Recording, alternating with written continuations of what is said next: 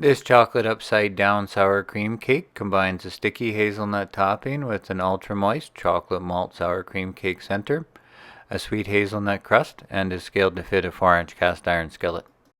To make the sticky hazelnut topping, melt 15 grams butter and mix with 5 grams Grand Marnier and 15 grams Rogers Golden Syrup. Spread on the bottom of the skillet.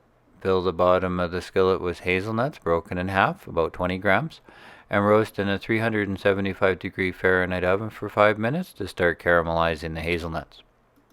To make the chocolate malt sour cream cake, cream 25 grams sugar with 15 grams room temperature butter, a splash of vanilla extract, 15 grams sour cream, and an egg yolk. Sift and fold in 15 grams flour, 10 grams barley malt, 5 grams cocoa, an eighth of a teaspoon baking powder, and a pinch of salt until evenly distributed, being careful not to overmix.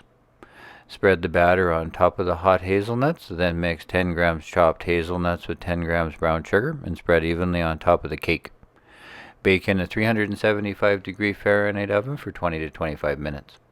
The upside down cake is done when the center is domed, caramelized, and a toothpick test comes out clean.